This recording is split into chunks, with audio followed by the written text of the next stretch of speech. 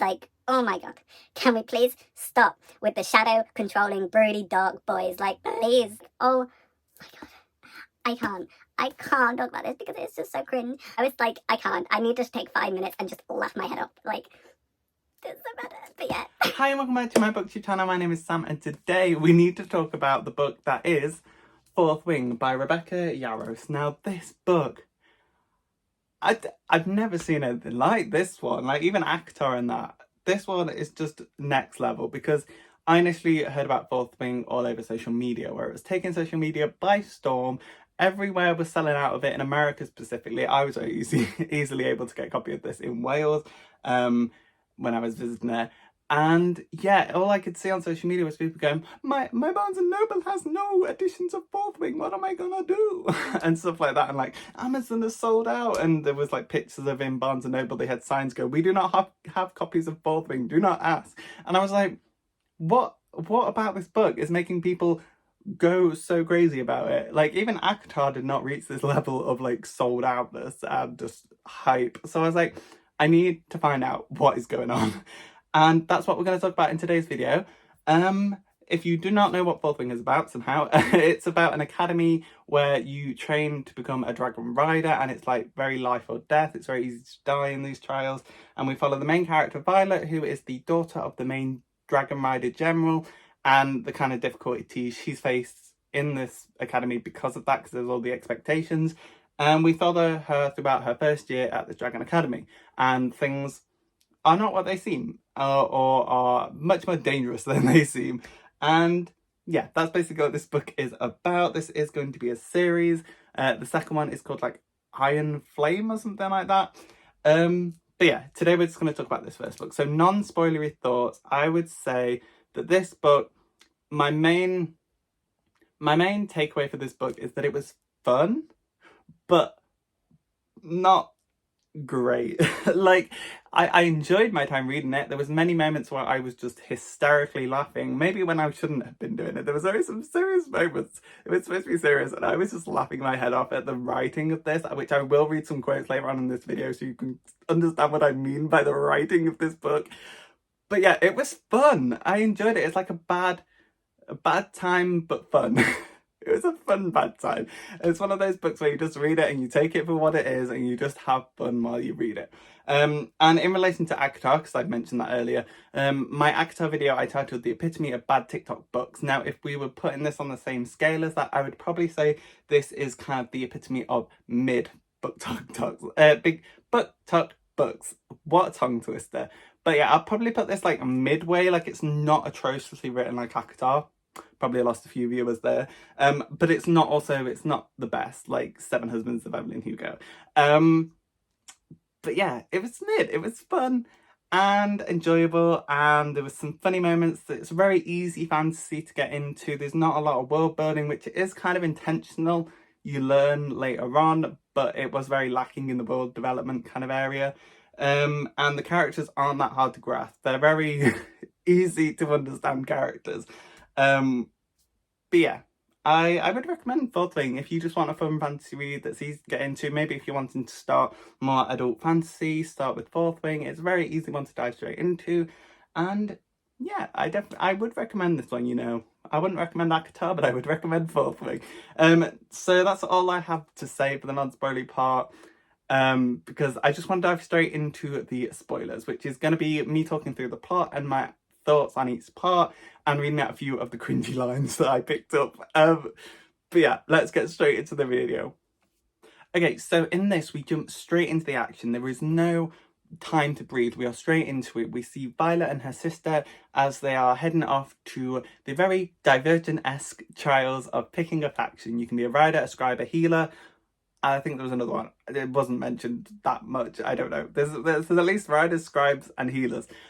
Now, Violet is the main character. She's the daughter of the general, and Myra is her older sister, who is a rider already. And basically, she wants to be a scribe. She has studied to be a scribe, but her mum is the general, and she's like, I'm not having you be a loser scribe. You are going to be a rider, Violet, which Violet hates. Violet hates, not Ryder hates. Violet hates. So Violet is sent off into this thing, and I will say this book is basically Divergent with dragons. it's basically Divergent with dragons, because there are so many times where I'm like, oh, this happened in Divergent. Oh, this is very similar to Divergent. So the first of those was these factions. We have the factions and we have the choice ceremony between them. And then, so obviously Violet's in line. She says bye to Myra and Myra. And she goes on to this kind of, the Dauntlet had jumping off a building into the Dauntlet's headquarters. They had that. In this one, we have the parapet, which is like this really thin bridge that goes across this giant ravine, and you have to kind of walk across it. If you fall off, you die. And if you crash, you get to become part of the Rider Academy. So very much dauntless there. So yeah, we see that happen, and we meet the side character who is kind of Violet's best friend throughout the novel, which is Rhiannon. And I really liked their moment at the beginning where they swap shoes. It's a nice little moment where Violet's like, she's not going to survive with those terrible ass shoes. Let me swap my left shoe for her left shoe and we can get through this together. I really liked that. It was a sweet moment.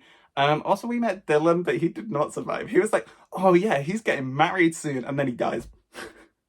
Rip Dylan. But Rhiannon and Violet have to go across this parapet to prove that they can be part of Dauntless. Oh, sorry, Riders. And we also meet this character called Jack, who is just maniacally evil for some reason. We have no idea why, but he is just pushing people off the parapet. He's like, Violet, I'm coming for you. I don't like that you're the general's daughter, I guess, so I'm gonna kill you next. And by the time they get across the parapet, she like holds a knife to his balls and is like, leave me the fuck alone. But yeah, we get that. We also meet Xaden Ryerson, who is kind of like the baddie, the brooding, the Rysand of this novel. Except he didn't pimp her out like Rysand. But yeah, we get Xaden, and he is a marked one. Now, a marked one is basically the children of, there was this rebellion beforehand, before this novel takes place. There was a rebellion against the mainland and the Dragon Riders, and it was kind of squashed, and all the rebel leaders were executed in front of their kids. And then the kids were sent into this Hunger Games, the Rider Squadron, to try and, basically they wanted them all to just die as they became riders, but some of them, like Xaden, got dragons and became high-ranking military officials. It's just so stupid. Why would you send basically your enemy into the army to get positions like this? Like, I know you think they're gonna die because it's such a dangerous thing, but clearly it's not working, so why are you still doing it? It's because now Xaden is like one of the top ranking officials of this army, and it's like, you're setting yourself up for failure here, guys. But yeah, we get him, and he obviously, like the rest of the marked ones, wants to kill Violet because her mother got their parents killed. And that doesn't last very long, I will tell you that now. That plot point is just thrown out the wind, because Xaden, he's just a broody, but he is clearly in love with Violet the entire time, and it's insufferably annoying. Because it's like, it's so clear that he's the main love interest. It's so clear, but they're trying to make it seem like he wants to kill her, but I didn't buy into it, because it was just, he never gave off that vibe apart from this one chapter. So then when we're in the Riders Academy, she goes straight to Dane Atos, who is a old friend that she grew up with, and he is insufferable throughout this entire novel. I will tell you that now as well. He is the Tamlin of this book. He is presented as the nice guy, but secretly he is so annoying. Like, he's not as bad as Tamlin, but he is insufferable. They're both the love interests here, I guess, were just insufferable, because I could not stand Dane Atos from the first time he showed up. Like, he was sweet, and then I was like, no, actually, I don't like you. I don't like this, how this is going. But yeah, we meet Dane, and he's like, I'll look after you, but then Xaden mixes up the like rankings of the group so that she is also under Xaden now, which is very clearly Xaden trying to get her closer to him. And then we kind of get straight into the training classes, where Violet immediately gets her arm broken by this Isabel character, who we'll get more from later on. She's like Xaden's friend, she's a marked one, and yeah, she just breaks Violet's arm. She's like, yeah. So that's immediately sets up this kind of idea that this is a very dangerous place, and we get a few deaths. We get Jack just snaps some random kid's neck, and it's like, okay, this seems like a very ineffective way to build an army. Like, we are also told that the army rank, like the people are getting more, but the dragons are bonding with people less, and it's like, maybe we need to reevaluate how you're building your army, because it doesn't seem the most effective. We also learn about Signet powers, which is basically the specific power that individuals have when they bond with a dragon. The dragon channels their power to the rider and they get a special ability, but it reflects more of the rider than them. And we learn that Dane can read minds, and but he has to touch someone to do it, which is why they let him live, because anyone else that can just read minds generally just dies. We see that once. And it's kind of like, we can't trust them, let's just kill them. But Dane, conveniently, he can only do it if he touches someone's face. So that's fine, we'll let him live. That's very convenient. Then we see that Violet starts to use her scribe training that she has had. She uses her brains, which I really like, that she kind of, it wasn't immediately like, oh, she's like Trish, she just learns to fight. She actually uses what she already knew. She knows about berries, which is where she goes. She goes to the forest to get some berries to poison her opponent before training class so that she can easily defeat them. Because she's so small. Like, oh my god, that's one point I want to bring up. Like, Violet is constantly, well, it's not just Violet, it's that everyone around her is just constantly talking about how short she is, and it's so annoying. Like, it's like, have something else going for you. We don't need to hear about how short you are and how much harder everything is because you're short. Like, get over it. Just get over it. We've heard it 5 times. Just stop. We don't need to hear it another 20 times. We get it. You're short and it's harder for you. Please stop talking about it. But yeah, we see Violet is collecting some berries to help poison her opponent so that she can defeat them easier in the ring. And she overhears Xaden and a group of the marked ones plotting to kill Violet, and mainly they're just trying to help each other get through, which again is like, the leaders of this society are letting the children of the people they executed, like, clearly they're going to hate you, they're just letting them get into this rider school, and then obviously they're helping each other get through. So you basically, you're going to end up in a position where most of your army hates you. So why are they allowed in this Hunger Games situation? That's another comparison. Like, the Hunger Games, they send the tributes in are from the rebellion of the district's capital. Here it's the kids of the rebels from the previous rebellion are sent into this kind of Hunger Games death academy to do it. So another parallel there. But it's like, why? I'll never understand. And it comes up at the end, is they turn all out to be helping the enemy, the other country, and it's like, I could have told you that from the first freaking chapter, but okay. But yeah, Violet overhears them, and then as they kind of disperse, Xaden has claimed her. He's like, no, you guys aren't killing her, I'm gonna kill Violet.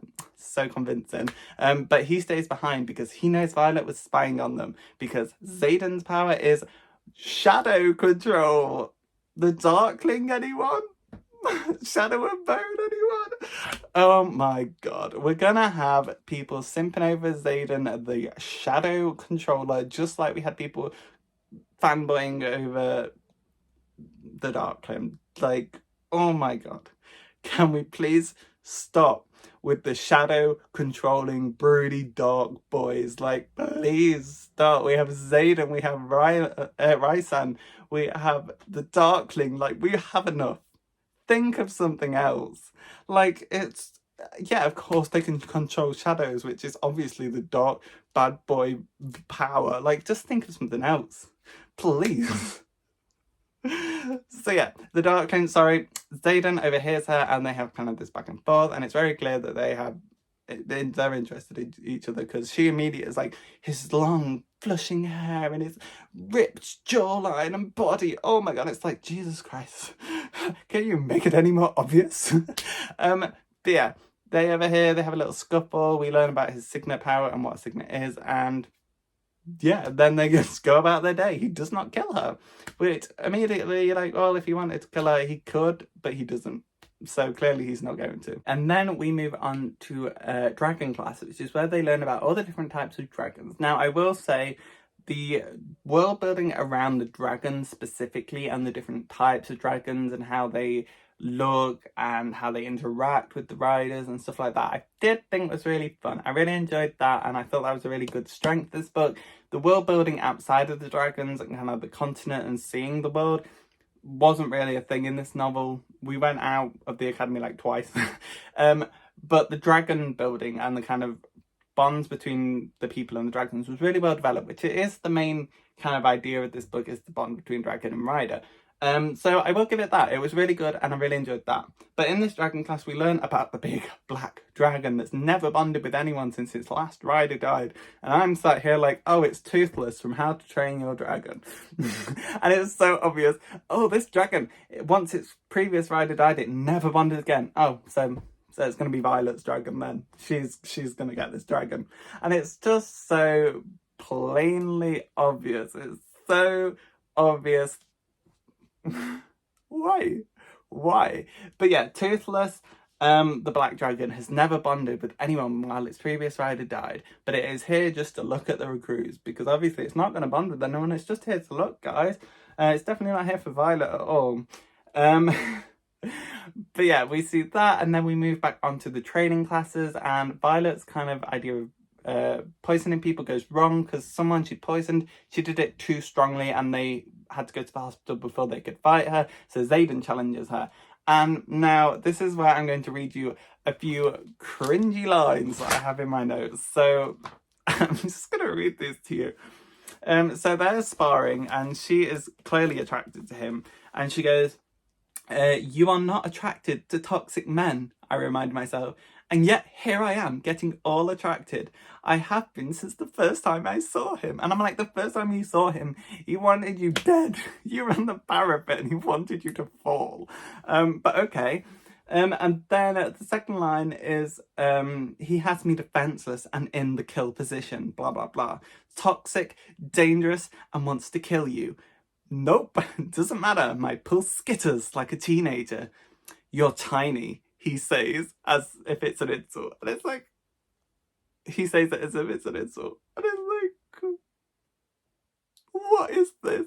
I'm not attracted to toxic men. Way to just be on the nose with it. Like, I've never heard anyone in a book like this just straight out go, oh, he's a toxic man, but I'm a toxic... Why? But that Brighton, I was hysterically laughing at that the entire time. I was like, I can't. I need to take 5 minutes and just laugh my head off. Like, it's so bad. But yeah. But yeah, then we kind of move on, and here I'll just mention Dane is insufferable because he is constantly telling Violet that she can't be a rider, which is like very fair. He's just looking out for her initially, but he just goes on and on and on about it, and it's like, just dude, just let her live, let her do what she wants to do. Stop insisting that she become a scribe, because he is like, Violet, I've talked to the guy. You can run off and be a scribe if you want, and there's nothing your mum can do until you're already like a scribe and in part of the thing. And it's like, Dane, she's told you twice now. She doesn't want to run away and be a scribe. She wants to throw her hat in the ring and be a rider. Let her be a rider. Stop being so annoying and insisting. It's like, ugh. Get a personality, Dane, because your only personality at the moment is trying to control Violet. She's not interested. She is not interested. Let her be. Let her be the dragon warrior she wants to be. Stop forcing yourself on her. And not in that way, forcing your opinions on her. Then we get to the event of the threshing, which is when they kind of have a dragon bond with them. And this is basically just walking around a field and just waiting for a dragon to come up and be like, hey, yo, you want to be my rider? And it's like, this is very anticlimactic to what I thought threshing would be. It's just the rider walks out, well, the cadet trainee, whatever, walks down the field and waits for a dragon to pick them. And nobody wants Violet. Oh my goodness, who could have predicted this? None of the dragons, the regular dragons, want Violet as their rider. So Violet is kind of just walking around, she's losing hope, but then she overhears Jack, and Jack is here. Oh, I forgot to mention, there's a golden dragon, there's like a little tiny golden dragon, and Jack and his mates think it's really weak, and she overhears them going, let's just go kill this baby dragon. I'm sure our dragons will wait. Let's go kill one and totally not piss them off. And yeah, it's just very weird. It's like Jack just wants to get rid of this weak dragon for literally no reason. Like, it's like implied that, oh, it does say that your like wing, which is like the formation group, is only as strong as its weakest link, which is, I guess, kind of works, but it's kind of weird because it's just like Jack and his mates just want to kill a dragon for no reason. Like, it's said that it's not going to bond with anyone, so why do they want to just randomly kill it? Like, Okay, but she overhears that and she's like, oh, I can't let this happen. So Violet goes off to try and help this golden dragon. And here's another bit of dialogue, which again reinforces how short Violet is. And it's just annoying. It's so annoying. But she goes, it's going to die just because it's smaller, weaker than the other dragons, just like me. And it's like, please just stop. Stop talking about how small you are. I don't care. I got it the first 5 times. But yeah, she rushes off to help this golden dragon. Xaden arrives just to watch her fight Jack and the other guys.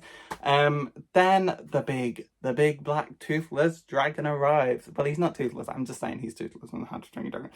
But he arrives and he is kind of like protecting this golden dragon. And him and Violet, he talks to Violet, then picking Violet to be his rider. Shocker! Who could have seen that coming? Who would have thought the big mysterious black dragon that has not bonded since his last rider is going to bond with Violet? Who could have guessed? But yeah, he bonds with Violet. They take down Jack. Well, Jack runs away because he is a scaredy pants. And they kind of knock out and kill the other two. And Goldie is saved. And then they're like, hey, get on me. And she's like, I'm too short to get on you. So he's like, fine, I'll pop down my leg and you can climb up.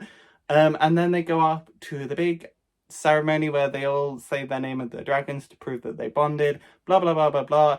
And then, genuinely did kind of surprise me because I kind of predicted it, but then the Ternanok, which is the black dragon, chose her, and I was like, oh, okay. And then, genuinely surprised me, 2 dragons bonded with her, the golden one bonded, and it's like, yo, this is my name, just tell him, I'm yours now. And everyone is like, oh my god, she has 2 dragons, this has never been done before. And the chapter ends with, and then all chaos broke loose. Now this was funny, but then it's done again later on when they do like this thing to steal her mum's map, and it's done again, and it's like, oh, okay, this is getting a bit weird where you just keep going. And then then everything went to chaos. Cut to the next chapter, moved on. Okay, but it's done twice. But here I found it really funny, and I really enjoyed that part. It was like, ooh, the drama is happening, and they're kind of debating whether she's allowed to keep these 2 dragons or whether she has to pick. And she's like, oh, I don't know which one to pick. And it's like, just pick the big one, pick the big one. But because the golden one is like too small to ride, and we later learn that it's like a baby which is not supposed to be here, and Ten is just protecting it. But yeah, she's worried about that, and that's kind of the drama. And I was like, the drama is happening. Let's have some stuff happen. And it was kind of fun. That's what I mean. Like, it's very predictable and very cringy at times. But it's just fun. And I can't help but smile and laugh at this because it's just like, this is fun. This is fun. So we have Ternanok, who is the black dragon. And we find out that he is actually mated to Xaden's dragon, who I can't for the life of me remember the name of. But Xaden's dragon and Ternanok is mated, which then means that if Violet dies or Xaden dies, the dragon will like get so emotional that the other person will die. So if Violet dies, the dragons will be so upset that Xaden dies, and it's kind of like linked them together because obviously. And we also like 100 pages later, we just randomly have Xaden like, oh, I just realised I can talk to you, Violet, through brain. We can talk to each other in our brains. And I was like, okay, that was very thrown in there, but that happens like quite a long while later. They just suddenly start doing that. And it's like, you could have just done that from the start, but okay. But they're mated, and they kind of adopted the Goldie because the Goldie is Darna Yorlum, who is like the fletchling, hatchling dragon, and they kind of adopted it because its parents died. So we get to learn that Violet gets to keep both the dragons, because the dragons are like, hey humans, you can't tell us what we do. If a dragon wants to bond twice, 2 dragons want to bond to the same rider, they can do that. We're dragons, you don't control us. I love how little shit the dragons take from the humans. The dragons are like, we are your gods, so listen to us. But yeah, that was fun, and she gets to keep both dragons, and now her and Xaden are intertwined forever, obviously, because that has to be the plot. We have to force them together, even though they're already basically forced together, but we'll force them a bit closer. We'll force them a bit closer for a bit of drama. But after this threshing, we learn that there are 41 riders, trainees who were not riders because no dragon chose them, and now they're all gunning for Violet because they're all angry that this big Ternanok chose her, because they think if they can kill Violet, Ternanok will choose them instead as his rider. And it's like, I'm sure that's not gonna work, but go ahead, try and kill Violet if you want. So now she has them gunning off her, and also in this part, Dane kisses Violet, and it's very, very awkward, and she realizes that she does not like Dane anymore, and it's like, ooh, because it's like Dane is like so into it. He's like, oh, actually, we can't do this because I'm the instructor, and she's like, yeah, that's why we can't do it. Totally not because I don't feel anything for you anymore and I don't want you anymore. It's just so funny that Dane is just so oblivious to everything apart from his own feelings and his own thoughts. Like, he's so self-obsessed. And Violet is just like, yeah, that's why we can't be together. Sure, you have that excuse. Which later bites them in the arse because he's like, oh no, I want to be with you. And she's like, nah, don't like you. And even Myra later on, when the sister arrives, is like, Dane, get your shit together. Get your shit together, Dane. And it's like, hilarious. I love the bullying of Dane in this novel because he is so annoying. So it's like, yeah, we can't be together because you're the instructor. Sure. That was so funny, hilarious. Then we get even more drama. We kind of get this part where there's an assassination attempt against Violet with the 41 unmarked I just mentioned, and a bunch of them come and try and kill Violet in her sleep, and thankfully she finds a power to stop time, which we later find out is Dana Yoram is channeling power to her. The Goldie Dragon is channeling her time travel power to her, which she shouldn't do because she's a hatchling and it severely drains her, so it's very dangerous, but she does it to save Violet's life. And then Xaden appears and he just kills them all, and he's like, you know what, you're gonna kill her, I'm gonna kill you all. And yeah, clearly he does not want her dead. It's so, like, it felt like that plot point of him wanting her dead was just thrown out the window after the first 3 chapters, and for the rest of the time he's just a brooding guy that loves her, and it's very obvious and it's so annoying.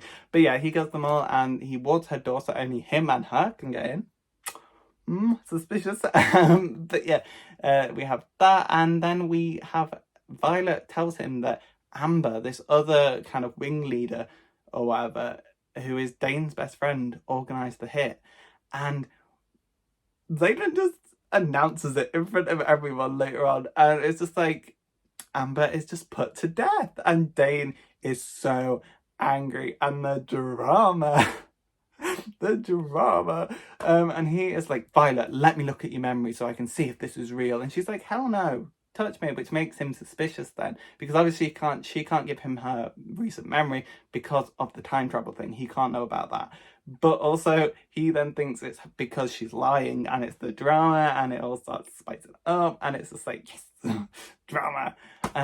Yeah, Amber's put to death and Dane is so angry. We also see that Xaden hires this, he gets his friend Liam to be a bodyguard, and Liam is so like adorable. Liam was the best character, like, come on. And he's like bodyguarding Violet, and they just become friends, and it's very nice. Even though he's a marked one and they're all supposed to want Violet dead, it doesn't matter because now they're friends. And they all become friends. Isabel becomes their friend because Xaden is now getting all these marked ones to be looking after Violet, and it's like, but they wanted to kill her, so why would they agree to protect her? But then it's like, oh, because if she dies, then Xaden dies, and now it's like bonded, and it's like that, and it's like, oh, okay, whatever. But it's just so unbelievable how quickly they just become her friend, and it's like, Isabel broke your arm earlier, like, and now you just buddy. Okay, weird. But then, oh my god, we get to the most questionable part of this book. Like, oh my god, I can't talk about this because it is just so cringe. But basically, a very major plot point of this book that pushes the 2 characters together is that when the dragons, Terranok and Xaden's dragon, have sex and are feeling all horned up, the characters, because they have this bond where they channel the dragon's power, they also channel the horniness. And then it means that Violet wakes up and she is just so overcome with lust because she is channeling Terranok's lust for Xaden's dragon as their. And oh my god, it was so. Why? Why is this necessary? Why is this a plot point? This could have so easily have been cut, but it wasn't, and it was just so freaking gross. And then Violet is just so overcome with lust. She's out of control. She just wants to hop on someone, and she nearly hops on Liam, but she kind of gets away, and she's like, I'm not doing that. And of course she runs into Xaden, and he is just basically smoking the equivalent of weed to dampen the connection so that he doesn't feel overcome with lust. And he teaches her how to block. That was it. Teaches her to block, to dig her feet in the ground, and just cut off that connection between her and Tendernock. And it's just, and then they kiss, and then her block slips, and he's like, you know what? I'm not gonna kiss you. This isn't you. With respect. But he like puts some distance. He's like, we're not doing this now. You're not you. Go rest and learn to block. And respect. Okay, good. I like that. But why was this a plot point? Why? Why? The dragons are horny, so the characters are horny. Why? I had to just stop reading them because I just like, I can't read anymore. I can't read any more of this because this is ridiculous. And if this is what's making it sell out of stores,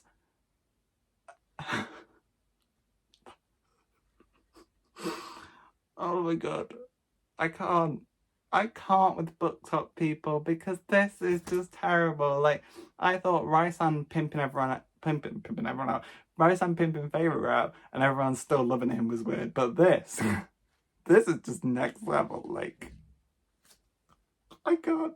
Oh. So then, as I mentioned kind of earlier on, there was this kind of task to steal something that would be important to the enemy. The enemy is the Griffin Riders from the other country that are trying to like overtake the land of the dragon people, I guess, initially when we were reading this. And also I was just constantly like, but griffins are like tiny compared to these dragons.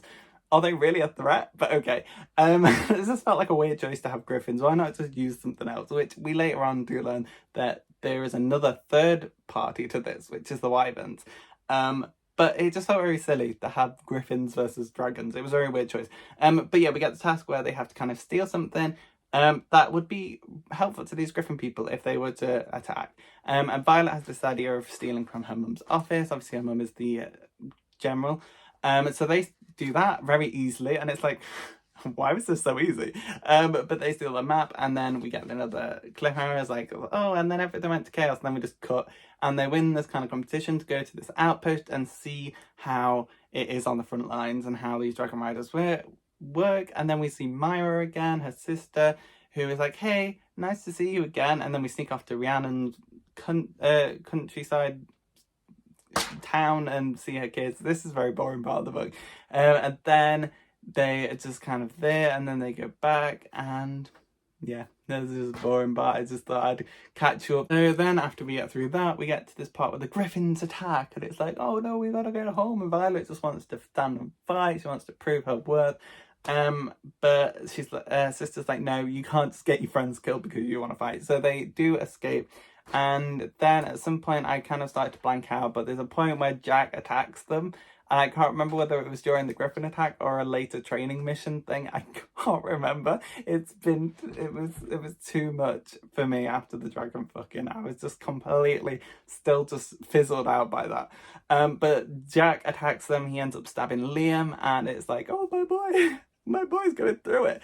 But thankfully Violet uses her stop time motion so that her and Tendernock can catch Liam before he hits the ground. And we kill Jack. She kills him, and it's her first kill, and she's so overwhelmed, but it doesn't last that long because she gets over it. But she kills him, and Jack is now dealt with, and it just felt nice to get him out of the way because Jack was just weirdly evil for no reason. Like, I still don't understand why he just wanted to flat out kill everyone. I guess that was his personality. I guess, like, that's what I meant when the characters were very easy to understand, because none of them had depth. They were just basically doing just the most basic things. And it's like, yeah, Jack is the character that hates people and wants to kill them. Violet is the main character, and she is in love with Xaden. Xaden is the love interest, and he is a broody bad boy. Dane Atos is the annoying one. Rhiannon is the best friend. It's like, they're very basic. That's what I kind of meant by that. Myra is the sister. But yeah, we get that, and Jack is dead, and Liam is like stabbed, which is really annoying because later on he dies. He dies at the end. Spoiler alert, even though we're in the spoiler section. But Liam dies, and it's just like, why are we putting Liam through everything? He gets stabbed, and then he dies later after he's healed. His dragon dies in front of him. Like, why are we doing this to Liam? What did Liam do to Rebecca Yarros to make her hate him so much? Why? She really wanted to put us through it. And like I said, Liam was my favourite character, so this was just kind of annoying. Liam was the only character that I liked and could even call a favourite character. Well, I like Rhiannon a little bit, but she wasn't like a favourite. But yeah, rip Liam, I guess. Oh, and I completely nearly just forgot. Violet's Signet is revealed, and it's turned out that she can use the lightning powers. She can call down the Odin's lightning and kill everyone. And why did I say Odin? I meant Zeus. I meant Zeus. It took me a minute though. I was like, Percy Jackson, Zeus. But yeah, she has the power to control lightning, which is very cool. And it's a very nice fit. But her having the biggest dragon, time stopping powers, and lightning, like, she's getting a bit OP, but I kind of love it for her. Because it's kind of like she went from being this short person that struggles so much because I'm so short, to this kind of like OP. She has like lightning powers, the best dragons. Like, I kind of love that for her. She was like, yeah, Mum, if you're not gonna let me be a scribe, I'm gonna be the best, most powerful dragon rider, just for you, Mother. I kind of like that. That was fun. But yeah, she has lightning powers. Now, I'm just gonna round off this video because I feel like I've been talking for a long while now, and my brain is like, in Dane being annoying, let's get this wrapped up. So we are at a party where they're celebrating kind of like the death of the rebels, and obviously Zayden's father, being the main rebel, is like not at this party. He's so brooding. He's like, I'm not going to this. So Violet just leaves the party and is like, I'm gonna go be with Zayden, because who else does he have? I mean, he has Liam, and he has Isabel, and he has all the other marked ones. But sure, Violet, if you want to go for him, go for him. So they have the moment, and he goes, you don't really know me, not at my core. I don't know. Okay, deep. Yeah, they have their moment. They have sex, and there was 2 sex scenes in this novel, and they went on for so bloody long. Like, Jesus. The sex scenes went on for so long that I skipped them because they were gross. There was like scraping teeth, and it's not my kind of thing. I think I'm more of a closed door person at this point. If this is what I'm going to be given, I want the door closed, please, because gross. And it doesn't need to be flipping 5 pages long either. Like, please just get it over and done with. But yeah, we have that, and then the party, there's like a fake out drill, and it's like, we're under attack, and then everyone has to get back together, and then we go off to this other place, and we get the big reveal at the end that obviously the marked ones, Zayden and his gang, were working with the enemy. Okay. Who could have guessed? Who could have guessed? But yeah, we learn, like in Divergent, that the main government body was not telling them everything they should be told about the world and the outside world. They were very much living in a bubble. Because we have the city in Divergent, we have the main city, and then outside the city we find out there's even more going on. And it's very much like that. And we learn that the Griffin people are actually just trying to get materials from the dragon community to help them stop this other threat, kind of like Game of Thrones with like the White Walkers. The Griffins are basically the north of that, and they're trying to get resources from the Dragon Riders, and the Dragon Riders don't want to give them the resources, so they kind of ward it and fight them off. But the Griffins attack to try and get the resources to can kill the Wyverns, that are the external threat. They're threatening everyone, basically. And we get that big reveal, and Zayden is like, yo, Violet, this wasn't supposed to be how I revealed it, and she hates him. She's like, I want nothing to do with you, Zayden. So that's the setup for the next book. Is like, Violet doesn't want anything to do with Zayden anymore. But obviously they'll get back together, very obviously. But yeah, there's a bit of anger there, but she does decide to side with the Griffins anyway, because of the lies her mother has told her. They wiped all history to do with the Wyverns, so no one has any clue why the Griffins are actually doing what they're doing. And so many innocent people dying, and the Griffins are just trying to help and take out this external threat of the Wyverns. And Violet's like, you know what? I don't like you anymore, Zayden. I don't like that you went behind my back, that you lied to me, that you treated me like this and not told me stuff. But she's still like, I will still help save the civilians. So Violet is now on the rebellion side. The rebellion is back. And I assume in the next book we are going to get very much the Griffin Riders and Zayden and Violet fighting to stop the Wyverns. And that's going to be the rest of the series. But that is where we leave it off, and we also go back to kind of like Burned City, where the main first rebellion started. They like burned the city down, and it's actually being rebuilt by Zayden and his gang. And we find out that Violet's older brother, who I've not mentioned up until this point, because literally he's mentioned once and then and he's brought back at the end, and it's like, I don't care. I don't care. But the big brother is actually still alive, very much like very much like Fourth's mum and stuff like that. And it's like, okay, whatever. He's just kind of there at the end. He's like, yo, Violet, I'm back. I'm not actually dead. Like, I lied to you. I'm sure you're not going to hate me like you like hate Xaden, but okay. But yeah, we get the brother is back, and that is where we leave off on this novel of the rebellion side of things. So yeah, that is Fourth Wing. So yeah, that was Fourth Wing. The final chapter was Violet had been like poisoned or whatever, and she was out for 3 days, and we get a Xaden POV just randomly thrown in there, very much like Allegiant, where we just get. I should probably just stop spoiling other series, but this is okay.